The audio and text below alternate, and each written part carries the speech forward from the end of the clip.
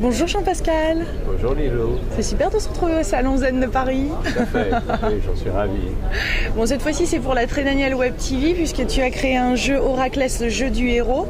Oui, avec Marc Cuchard. Avec Marc Cuchard. Donc parle-nous de ce jeu, pourquoi tu l'as créé? C'est un jeu qui est issu du jeu de la Voix des Contes que j'avais fait paraître au Souffle d'Or et qui se veut beaucoup plus accessible, pouvant toucher un public plus directement. On avait pensé notamment à l'époque faire un jeu destiné aux jeunes des banlieues. Et d'ailleurs, il y a eu une diffusion qui a été faite dans ce sens. Et c'est un outil finalement qui intéresse beaucoup les coachs et ceux qui accompagnent des publics assez larges, souvent en réinsertion, souvent en aide professionnelle, etc. Et ça s'inspire de la structure vitale des contes. D'accord. Et avec ce jeu, on offre à la personne qui vient jouer de mettre au jour le parcours de réussite d'un souhait ou d'un projet. Et ce parcours de réussite, il est fait en 4 grands moments.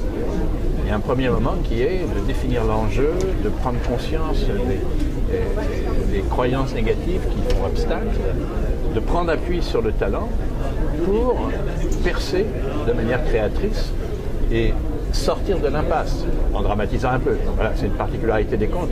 Dans les contes, on dramatise toujours la situation. Et donc, dans cet esprit, si la personne veut connaître le parcours de réussite, elle a intérêt à mettre du contraste et à imaginer la difficulté de façon beaucoup plus saillante pour pouvoir se déplacer avec énergie, avec force, pour s'arracher à la difficulté. Donc on aura tendance à parler d'obstacles, on aura tendance à parler de tendances destructrices, on aura tendance à parler de peurs archaïques, on parlera de fascination de puissance, comme autant d'obstacles qu'on trouve à chacun des niveaux que la personne, le joueur, dans son parcours de réussite doit mettre au jour. Voilà. D'accord. Donc il y a 4 grands niveaux de créativité qui sont issus de la structure des contes. Dans un conte de fées, le héros passe dans sa quête, à partir d'une question initiale, généralement sortir d'une impasse, le héros passe par 4 grands moments de créativité. Le premier, c'est de percer hors de l'impasse. Le deuxième, c'est de mettre en œuvre cette percée créatrice de la meilleure façon. On peut la mettre en œuvre, mais on peut la mettre aussi d'une manière inspirée en œuvre. Cette percée créatrice mise en œuvre, dans un 3e niveau de création, on va la vivre en pleine accélération. Parce que dès l'instant que, ça y est, on commence à être vivant, grâce à une inspiration qu'on a reçue, pour la vie, on représente quelque chose de précieux. Et arrivent des opportunités. Et il va falloir gérer ces opportunités. C'est toujours délicat parce qu'il y a une accélération qui nous bouscule, qui nous sort de nos habitudes mentales, émotionnelles, physiques et existentielles. Donc il y a un décalage. L'accélération demande à être appréhendée, là encore, avec inspiration, de manière créative. Comment bien vivre l'accélération? C'est ça le 3e niveau. Et si on arrive à bien vivre l'accélération, en général, en prenant appui à l'intérieur de soi dans ce qui en nous est capable de ça, parce qu'on en a la capacité, c'est pas pour rien qu'on a cette question au départ, ouais. Et qu'on est dans un développement. Donc, si on arrive à bien prendre appui sur ce qui est notre destinée, on pourrait dire, on est destiné à aller là-bas, alors on va pouvoir fonctionner dans une synergie avec tous ces possibles, toutes ces coïncidences. Et là, encore une fois, il y a un risque, parce que quand on commence à être au cœur de coïncidences puissantes qui se multiplient, on a un sentiment de puissance. Ouais. Et le héros peut avoir une fascination pour cette puissance. Donc il y a un passage là, il y a quelque chose à dépasser, ouais, qui est cette fascination de puissance, ce qui se fait en fait dans la perception que beaucoup sont dépendants de notre réalisation, pour leur propre réalisation. Et donc, d'une certaine façon, un sens de fraternité, une compassion pour les êtres, comme diraient les bouddhistes, va nous aider à passer cette fascination de puissance. À travers ce jeu, la personne qui se pose une question et qui cherche donc à connaître le parcours de réussite de sa question ou de son projet ou de son souhait, d'une certaine façon, avec ce jeu, elle va en avoir une vision. Et cette vision change sa présence. C'est ça le résultat formidable qu'elle peut espérer. Au terme de la navigation imaginaire, imaginative, créatrice, par ces différents paliers avec le jeu, la personne va se trouver à voir par rapport à à son souhait une compréhension, une vision qui va changer sa présence. Et à ce moment-là, certainement, l'aidera à mieux vivre, en effet, l'aventure que représente son projet. Tu parles de créativité quantique. Est-ce que tu pourrais nous expliquer? Cette vision même de soi-même Ouais. qui change notre présence, Ouais. elle nous met dans un rapport à la réalité Ouais. qui va produire des effets.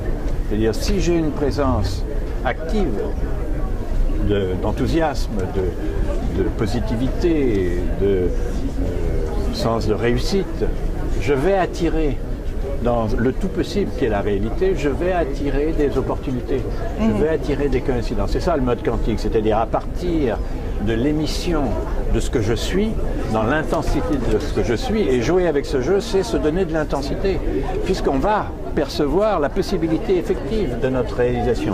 C'est vraiment possible. Donc quand on sent qu'une chose est vraiment possible, on en a la force. Ça change notre présence et cette présence attire ce qui lui ressemble. Donc le Ça, simple c'est fait quantique, de ça. jouer, donc le simple fait de jouer à ce jeu, en fait, redynamise notre vie entière. Voilà, exactement. C'est aussi simple que ça.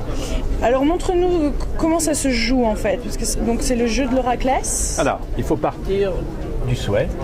D'accord. On pose un pion ici. Ouais. On va mettre une pièce. Jouons. Hein, voilà. Jouons. Allez. On part du souhait et Donc un souhait. voilà, on a un souhait. Et pour ce souhait, il va falloir, au premier niveau, au niveau du défi, Ouais. mesurer l'enjeu véritable qui est dans ce souhait, la croyance qui nous retient, qui fait obstacle, et le talent néanmoins dont on dispose, qui fait que malgré qu'on soit arrêté par un obstacle, on recommence tout le temps, ou on maintient sa direction. Mais bien sûr, maintenir sa direction face à un obstacle, c'est tourner en rond.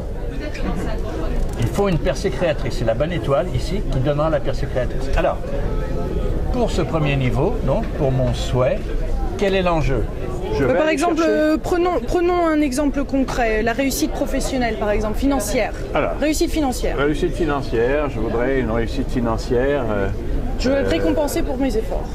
récompensée pour mes efforts. Hein, voilà, Allez. mon souhait. Quel est le parcours de réussite de cette récompense pour mes efforts? Voilà. Je vais prendre des cartes de connexion Ouais. et déjà je vais me poser la question, ce souhait d'une récompense financière de mes efforts, quel en est le véritable enjeu? Pourquoi ai-je ce besoin d'une récompense financière de mes efforts? Je bats les cartes. Ah, c'est les cartes qui nous le disent. Voilà, je vais tirer un oracle. Génial. Oracle, oraclès, hein, je bats les cartes. Et je décide un chiffre entre 1 et 6, où je jette un dé qui va me donner un chiffre entre 1 et 6. Mettons que je fais... donc, 5. je tire ma carte Ouais. et j'ai fait 5. Et je lis 5, les invasions. D'accord. Les invasions. Donc, ce titre de film, c'est le titre d'un film ou d'un livre. Ce titre de film devrait m'éclairer, est supposé m'éclairer par rapport à l'enjeu, le véritable besoin qui est derrière. Les invasions, en effet, dans ma vie, voilà, peut-être que ça va m'évoquer le fait que je suis envahi du regard des autres, des conseils des autres. Peut-être que dans ma famille, tous me disent « Alors quoi, qu'est-ce que tu fais toujours? Tu rends service à tout le monde te sollicite, et tu t'oublies complètement. » Et je suis envahi de ça. En fait, l'enjeu, c'est d'en finir avec ces gens qui s'occupent de mes affaires, qui sont toujours à me critiquer ou à me dire quoi que ce soit, à me dire des bons conseils. Et en effet, si je gagnais de l'argent à rendre service, si mes efforts étaient récompensés financièrement, je serais enfin, on me lâcherait, on me laisserait tranquille. Mettons que c'est ça, mon besoin. Ouais. Maintenant, quelle est la croyance qui me retient? Quelle est la croyance négative qui me retient? Même chose, On retire. je bats les cartes. Je Ça se retire. joue à plusieurs en fait? Ah, on peut jouer à 4. Oui, il y a des fiches de synthèse ici, de parcours, qui permettent de jouer à plusieurs. On peut jouer à 4, on joue chacun son tour, et on fait un partage à l'issue de chaque niveau. D'accord. Donc, quelle est la croyance négative? Je tire une carte, un chiffre entre 1 et 6, 2. 2, et je dis un esprit libre. Voilà. Ah. Alors, Ah bah un forcément esprit ça va libre. bien avec l'évasion ça. Oui, mais c'est une croyance négative. Ah. C'est-à-dire, Quand je pense à l'esprit libre, je pense à cette croyance, ce doute que j'ai de moi-même, que je ne suis pas libre, que mon esprit n'est pas libre. En effet, c'est une chose qui me tourmente assez. J'aimerais avoir cette liberté d'esprit que mon frère a, par exemple, ou que mon cousin a. Et moi, j'en suis loin. Et bien sûr que, n'ayant pas l'esprit libre, je me fais prendre par les désirs des autres. Et bien sûr, je suis toujours à rendre service et à n'avoir aucune rétribution pour... Alors, faisons une petite pause là. Comment expliques-tu le fait que quand on prenne les cartes, enfin, on décide un certain nombre, c'est la bonne carte, c'est la carte qu'il nous faut, c'est le message qu'il nous faut? Comment ça se passe? Quel est le mécanisme derrière ça? Pour moi, c'est pas comme ça. D'accord, non, dis-nous. Mais dans la nécessité où je suis d'avancer. Ouais. Je veux absolument connaître la réussite de ce parcours. Et je n'ai que ça comme appui. C'est-à-dire que grâce à la carte, au message qu'elle sort, et le message, une autre carte serait tout à fait autre chose. Moi, je vais prendre appui sur la carte, sur les invasions ou sur l'esprit libre. Je vais prendre appui pour plonger en moi et dans le temps le plus bref, sortir quelque chose qui se tienne. C'est-à-dire, je me mets en accélération au contact par l'intuition de la part profonde en moi qui sait.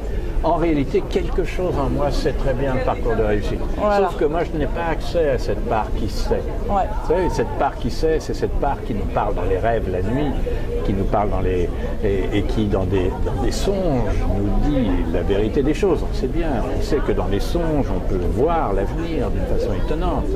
On a une connaissance, on peut accéder à une connaissance absolument improbable. Or, ce jeu et ce mode oraculaire permet, en appui sur des oracles, justement, d'aller plonger dans cette part inaccessible ou difficilement accessible, que néanmoins la force d'un oracle, dans le temps où il faut y répondre, permet. Et à travers un oracle, j'accède et voilà. Donc j'ai dit, ma vie est assujettie à la pression des autres, mon esprit n'est pas libre, ils m'envahissent. C'est pour ça que j'aimerais tant, parce que l'argent ne m'intéresse pas spécialement, mais j'aimerais tant qu'il y ait une récompense financière de mes efforts. Quel talent ai-je à disposition par rapport à ce souhait? Je bats les cartes. De nouveau? Voilà. Et un chiffre entre 1 et 6. 1. Les fantômes. Ah. Alors, qu'est-ce que je peux faire d'un mot pareil dans la résonance, qu'est-ce que mon intuition, la part... Parce qu'on est toujours dans le défi. Hein. Oui, tout à fait. Qu'est-ce que la part profonde qui est en moi peut faire de ce mot, les fantômes? Et quelqu'un aurait une autre idée, bien sûr. Voilà, pour moi, les fantômes, le talent, les fantômes, je pense à ma famille, je pense à mes ancêtres, etc. De tout temps, il y a une générosité dans ma famille, il y a une sorte de... On ne compte pas, d'une certaine façon. Je porte ça en moi. Ah oui, d'accord, Et cette générosité, bien sûr, elle aimerait pouvoir se vivre plus facilement. Elle bute sur l'obstacle des désirs des autres, etc. Mais cette générosité, elle est libre. Elle a quelque chose d'infini. Oui. Elle vient de loin et elle a encore beaucoup à donner. Donc, il n'y a pas de souci. Ma générosité, néanmoins, elle demande une réponse parce que ma générosité, elle bute toujours sur ces gens qui m'envahissent. Ça en fait des pistes, là. Ben oui. Donc, les fantômes, mes ancêtres, mon atavisme, ma générosité naturelle, c'est mon talent infini auquel la vie va apporter, la bonne étoile, ma bonne étoile, va apporter une réponse. D'accord. Pour ça, je tire les cartes de bonne étoile. Là, c'est la version grande, mais en fait, là, vous avez... Ça, c'est la petite... Ça, c'est vraiment voilà. le plateau de jeu qu'on reçoit. Oui, qui est dans le jeu. Alors, je tire une carte de bonne étoile pour savoir ce bonne que étoile, ma bonne pourquoi étoile... Ah oui, parce que ça, c'est la bonne étoile. Voilà, ma bonne étoile, ici. Oui. J'arrive à ce point-là. D'accord. Bah oui, je n'ai pas déplacé. Donc, l'enjeu, croyance négative, talent, bonne étoile, maintenant. Ouais. Qu'est-ce que ma bonne étoile me donne comme intuition pour franchir, pour répondre à cette générosité naturelle et me dégager de l'obstacle? Je me trouve. Je bats les cartes. Et je tire une carte. Tadam. Et la carte me dit... Je zoome. Le premier métier qui vous vient à l'esprit est la réponse. Voilà, le premier métier qui me vient à l'esprit, je pense bûcheron. Ou ébéniste plutôt. Menuisier, voilà, c'est un peu menuisier. Ah, mais c'est le premier qui vient à l'esprit. Oui, c'est menuisier. J'avais l'atelier de menuisier qui est derrière ma maison de campagne. Voilà, donc il y a un menuisier, là, il a un atelier, donc menuisier comme bonne étoile, intuition. Le menuisier travaille le bois dans le sens du fil. Hein, le bois a un fil, il doit suivre ce fil, et s'il suit ce fil, il peut faire des merveilles. Et d'une certaine manière, au fond, ma générosité est mon fil. Et si je suis mon fil, je ferai des merveilles, exactement comme le menuisier. Donc quiconque, quoi qu'on me dise, qu'on m'envahisse, qu'on se mêle de me donner des avis, et, comme ça à l'infini, voilà, moi, dans ma générosité naturelle, je peux, si je suis cette générosité naturelle, comme le fil d'un bois auquel il faut s'astreindre pour produire voilà, des œuvres, des meubles, que sais-je, correct, eh bien j'ai des chances de pouvoir m'en sortir. Donc voilà l'idée. Et là on peut être aidé par les autres, pas les autres joueurs. On peut être aidé par les autres joueurs. Bien sûr, oui, oui. Un autre joueur ferait l'écho, dirait ah oui, oui, ça te ressemble, ou oui, c'est une bonne idée. Voilà.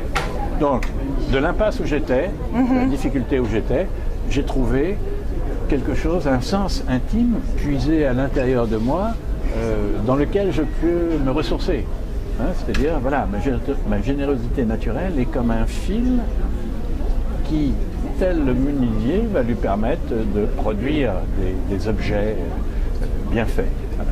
Donc, dans mon parcours de réussite, financièrement, trouver une rétribution pour ce que je donne, tous les efforts que je fais, ça s'inscrit dans cette perspective. La bonne position, c'est d'avoir confiance en ce fil qu'est ma générosité naturelle pour produire ce que j'ai à produire. Et là, je commence à être dégagé de l'invasion des autres. Je suis beaucoup plus dans mon intimité, dans ma nature profonde. Dans ma vérité. Dans ma vérité. Voilà, pour parler du premier niveau. Donc, au deuxième niveau, ici, le possible, c'est une telle idée, une telle inspiration, quelle est sa promesse? Elle peut me mener où, une telle inspiration? Donc, la première chose que je vais regarder, c'est la force de cette intuition. Ce qu'elle vaut, sa richesse. Ah oui. Pour ça, je vais tirer. On va peut-être pas faire tout le jeu, mais non, voilà. non, mais je vais tirer c'est très une autre intéressant. Carte. Voilà, une autre carte, un chiffre de 1 à 6. 2. Le coût de la vie. Le coût de la vie. C'est d'intuition, donc, à travers cette phrase. Elle dit le coût de la vie, c'est formidable. Si je cherchais justement une rétribution à mes efforts, une rétribution financière, on me parle du coût de la vie. Donc c'est à voir avec le vrai coût des choses. Et c'est un coût qui a une correspondance avec ce qui est dans mon cœur. Je sens bien que à prendre appui sur le fil qu'est ma générosité, ça donne le vrai coût, le vrai prix de ce que je fais. Comment ça? Comment ça? Ce que je fais, quand je suis généreux, en réalité, ça a le prix de ce qui, dans ma nature profonde, demande à s'exprimer. Et je suis déjà, il y a déjà une rétribution là. Et en effet, il y a une rétribution, c'est quantifiable. Le coût de la vie, on sent bien, c'est quantifiable. Donc à moi peut-être de mieux mesurer combien, dans ce fil intime que je suis, en réalité, quelque chose se mesure. Il y a une mesure juste qui peut certainement être utilisée. Alors, d'accord. Quelles sont les tendances destructrices en moi qui vont s'opposer à ça? Ah, d'accord. Donc là, on est ok. Voilà, on est dans cette dimension donc du possible. Tendance destructrice, j'avance. Tendance destructrice. De ces possibilités. Je bats les cartes entre 1 et 6. 2. Un de pont nouveau. trop loin. Un pont trop loin. Voilà. Ce qui pourrait venir là, c'est une sorte de découragement que j'ai toujours tendance à bourrer le mou, à raconter des histoires, à voir trop loin. Déjà, l'idée de mesurer comme le coût. Ces efforts ont un coût, sont mesurables, donc peuvent être comme monnaie d'échange, que sais-je. C'est un casse-tête, c'est une idée en plus, en trop, une fois de plus. Voilà, j'ai quelque chose dans ma nature, mettons, je ferais ça comme tendance destructrice, j'ai un doute profond qui vient toujours saper un élan. Ouais. Donc si cette idée d'un fil conducteur, d'un fil de ma nature profonde pouvait me dégager, voilà, qui dans sa promesse permet de mesurer ce que sont les efforts, il y a un doute en moi qui vient saper ça en disant ben, oui, pourquoi se prendre la tête, pourquoi rajouter autant de choses en plus, etc. Voilà. Et un doute comme ça. Mais. J'ai vocation à ça. La vie attend. Vocation, la vie attend. Ici, attend de moi quelque chose. En réalité, que je mesure mes efforts de cette façon, que je leur trouve un coût, une quantité, malgré le doute, bien sûr, qui va me gêner. La vie attend que j'en fasse quelque chose. Alors, quoi? 3. Je regarde, je prends une carte, 1 à 6. 3. Un jour sans fin. Ça me permet de vivre une journée quantifiable, tout à fait mesurable, elle a 24 heures, une journée. Une mission d'éternité? Mais en même temps sans fin. C'est-à-dire, jour après jour, je peux recommencer. C'est-à-dire exactement comme ma nature profonde. Elle est comme une fontaine sans fin, qui donne son eau sans fin, et néanmoins la donne chaque jour. C'est comme un jour sans fin. Ça me plaît énormément. Donc, j'ai vocation à ça, à redonner cette générosité chaque jour, comme une fontaine, voilà. Et c'est un jour sans fin, d'une certaine façon, malgré mon doute, malgré, etc. Alors, et ensuite, ma bonne étoile. Ouais, on refait la bonne étoile. Alors, ma bonne étoile va me dire quelque chose. Je vais dire exactement. Ma bonne étoile, à cette deuxième étape, elle me dit comment je peux donner suite à cette intuition. Pour ça, je tire une carte de bonne étoile. Ouais. Je bats les cartes. Voilà, et je sors cette carte. Le premier métier qui vous vient est la réponse. Je ressors la même carte que tout à l'heure. Le premier métier qui me vient à l'esprit, je pense au jardinier qui vient travailler mon jardin de cette maison à la campagne où il y a derrière le menuisier. Jardinier. Donc, comment vivre cette intuition? Tel le jardinier qui suit les saisons, qui suit le temps, le rythme, mais en même temps qui a affaire à la vie, à la nature, qui est inépuisable, qui est dans un mystère total. Donc il suit les rythmes et il est au contact d'un infini. Il est dans des rythmes qui sont très mesurés et dans un infini. Et au fond, c'est bien ce qui m'importe, moi. On m'a donné ma générosité comme fil à suivre, à la manière du menuisier qui, en suivant le fil, arrive à faire de belles planches ou de beaux meubles ou de beaux instruments. Et cela, on m'a dit de le faire. La vie attend que je le fasse à la manière d'un jour sans fin. Et on me donne le jardinier comme image qui, d'une certaine manière, vit avec une nature sans fin. Néanmoins, le rythme tranquille de la semaille, de la croissance et de la récolte. Donc là, on est quand même dans le cerveau droit. Hein. Dans le cerveau droit. Ouais. Là, on est en pleine créativité, intuition. Oui, tout à fait. Tout à fait. Je cherche le parcours de réussite de ma question, de mon souhait. Hein. J'aimerais trouver rémunération pour mes efforts. Eh bien, voilà ce qu'on m'invite à faire. On me donne une mesure tout à fait qui naît, cette mesure, et vous voyez bien à travers les différents oracles, elles sortent du fond de moi-même, et cette mesure, elle est très vivante, elle est simple, et elle vient vraiment répondre à la question. Je n'ai fait que 2 niveaux. Oui. Et donc ensuite, on aurait pu continuer, mais... Voilà, quels sont les autres niveaux? La croissance, c'est-à-dire si je fonctionne de cette manière, à la manière du jardinier, donc par rapport à mes efforts, à la rétribution de mes efforts, qui mesure le coût de ces efforts, eh bien, des coïncidences vont m'arriver, une accélération va se produire, et moi-même, je vais... ça peut me faire peur, cette accélération, mais ça a à voir avec ce qu'on attend de moi, au fond. Je suis attendu là-dedans.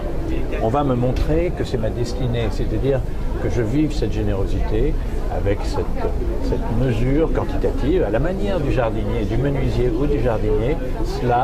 Ça va générer dans la vie peut-être des occasions de servir les autres, encore une fois, comme je le fais souvent, mais d'une manière plus intelligente, d'une façon plus efficace. Peut-être d'une façon un peu débordante, dans une accélération qui me fera peur, mais néanmoins que je dois apprendre, que je dois développer, parce que c'est attendu, c'est donné pour un rayonnement. C'est ce que va me dire ce troisième niveau, la croissance, et si j'arrive à passer les différents paliers, et les différents paliers, je les passe avec les cartes, hein, chaque fois, quelle coïncidence, quelles opportunités vont se présenter dans ma vie, c'est une carte qui va me le dire. Quelle est la peur que cela peut lever en moi? C'est une carte qui va me le dire. Mais quelle est ma destination à cela? C'est une carte qui va me le dire. Et ma bonne étoile me dira en quoi je suis attendu pour cela. Et si j'arrive, en effet, à bien prendre cette mesure, alors je me retrouverai dans une synergie avec les autres. J'aurai un rayonnement, c'est l'avenir. Hein, j'aurai un rayonnement qui permettra une expansion avec un risque de fascination de puissance, mais une multiplication des réalisations. Et cela, c'est mon parcours. Voilà. C'est mon parcours de réussite pour cette question. Et vous voyez bien que ce parcours de réussite, c'est en fait un parcours de plongée, un parcours qui naît de la plongée au fond de moi-même dans ce qui c'est, qui je suis, et ce que j'ai à vivre, et ce que peut représenter mon avenir. Et de cette façon, je vais être beaucoup plus conscient, en effet, sur cette question. Ce qui changera ma présence par rapport à cette question et tout ce qu'elle implique, et donc me fera vivre cette question de ma générosité et de mes efforts dans une manière très dégagée, très détendue. Et là, très les synchronicités... Voilà, viendront d'elles-mêmes. J'aurai un rayonnement très simple. Ouais. Donc, ce jeu, en mettant au jour le parcours de réussite d'un souhait ou d'un projet, va aider la personne vraiment à changer sa présence et à clarifier cette présence. Parce que souvent, à mal vivre les choses, on s'énerve, on rejette les autres, on est agressif. Ouais. Étant sous pression, on rejette, enfin, on renvoie cette pression aux autres. Tandis que là, prenant conscience, on va être beaucoup plus accueillant, beaucoup plus souple, beaucoup plus fécond. Très intéressant. Et pour finir, pour conclure, on tire un pouvoir pour se donner plus de force. Ah. Voilà. Et le pouvoir, c'est... les cartes de pouvoir sont des cartes utilisant l'image d'animaux. Par exemple, quel pouvoir pourrais-je solliciter, moi, pour avancer selon ce parcours de réussite, le mettre en œuvre? Parce que ça, c'est une vision, mais il va falloir mettre en œuvre cette vision pour le mieux. Bien Donc, sûr. je demande Agir. Donc, je demande l'aide d'un pouvoir pour concrétiser cela. Super. J'ai des cartes de pouvoir. Yes. Je bats ces cartes. Je tire une carte. Et je tirerai ceci. Par son exemple, il vous montre la puissance du retour sur soi et l'intérêt des phases de calme pour profiter des expériences passées. Qui ça? Quel animal? L'ours. Voilà, l'ours. Je tirerai l'ours. Donc par le pouvoir de l'ours, je vais réaliser ce parcours que le jeu m'a montré dans la vision. Et cette nouvelle présence que cette vision me donne, l'ours, par son exemple, va me montrer la puissance du retour sur soi que je viens de faire, en effet, et de l'intérêt des phases de calme pour profiter des expériences passées. Voilà, ça correspond tout à fait. Je vais le faire avec l'aide de l'ours, cette puissance archétypale qui va m'aider dans cette réalisation. Voilà. Et brièvement, 2 petits mots sur ce livre-là qui est la suite, c'est ça? Oui, alors, ce livre-là, Voler, Conte pour apprendre à voler, qui, dans son annexe pratique, contient un jeu, correspond au 5e niveau. Ici, on a un premier niveau, le défi, un 2e niveau, le possible, un 3e défi, la croissance, un 4e niveau, l'avenir, et le 5e niveau, c'est le contact, justement, avec ce pouvoir archétypal qui permet de voler, qu'on a entrevu à travers l'ours, mais là qui est beaucoup plus détaillé. Là, dans le conte, dans ce jeu Voler, qui est à la fin de ce livre, on invite la personne à ajouter à ces 4 niveaux l'aide d'un mentor. On va se relier à un mentor. Quel pourrait être le mentor dans ma vie qui vienne m'inspirer, qui m'inspire ce parcours de réussite? Le mentor, on va le prendre parmi les héros de la mythologie ou parmi les grands hommes de l'histoire. Ah d'accord, c'est pas forcément un mentor physique. Artistes, ou parmi les grands artistes. Non, c'est pas forcément un mentor vivant, c'est l'idée d'un mentor qui appartient à la source d'inspiration, à la grande source, au grand courant créateur, au grand courant d'inspiration de notre humanité. Donc ça peut être des personnages mythiques, ça peut être des personnages héroïques, ça peut être des personnages de l'histoire. Hein, ça pourrait être Alexandre le Grand, ça pourrait... Et dans le coup, on l'amène dans notre imaginaire. Voilà, on ça lui pourrait pose être des questions. Gandhi, ça pourrait être un sage de notre époque ou un sage du passé, Ouais. ça peut être un grand artiste, ça peut être un grand chercheur, un grand savant. Donc, qui parmi ces génies qui ont fleuri dans l'humanité m'inspire dans mon parcours de réussite? Et si je peux me rattacher à un mentor de cette façon, alors je vais demander à ce mentor qu'il me dise comment m'engager dans ce parcours, par quel chemin de non-retour accélérer ma réalisation. Comment on prend place cette conversation? Je veux dire, on le fait venir dans notre imaginaire. Voilà, tout à fait. On joue avec des cartes, là aussi. D'accord. On tire des oracles, c'est-à-dire, De nouveau. pour trouver le mentor, on va tirer un oracle. Pour recevoir le Son vœu message. à faire Ouais. Ah, de non-retour qui permet une accélération, on va tirer une carte. Pour ensuite se retrouver dans un chemin de coïncidence qui va nous permettre d'accéder à la chance de notre vie, dans ce parcours de réussite, que nous inspire notre mentor. On va tirer une carte pour ensuite voir quel échantillon d'apprentissage nous sommes pour l'ensemble, c'est-à-dire notre rayonnement, ce qui à travers nous, dans ce parcours de réussite, inspiré par le mentor, nous apportons comme œuvre, comme chef-d'œuvre, voire. Hein. En tout cas, quel apprentissage nous faisons avancer qui profitera à tous à un moment ou à un autre, n'est-ce pas? Ça, merveilleux. pour cela, on tire une carte. Donc ça correspond à un 5e niveau, comme on les a ici. C'est peut-être délicat, vous voyez, les 4 niveaux, ils sont là, à partir de la question initiale. Au 2e niveau, il y a une ouverture. Derrière, il y a un modèle de croissance. Il y a toutes les opportunités. Il y a toute la synergie. Et la 5e énergie, c'est l'énergie de créatrice qui tire. C'est l'énergie du mentor, énergie d'inspiration qui permet de s'envoler avec son souhait et de voler d'inspiration en inspiration. Merci beaucoup, Jean-Pascal. Je t'en prie. Merci. Magnifique, magnifique.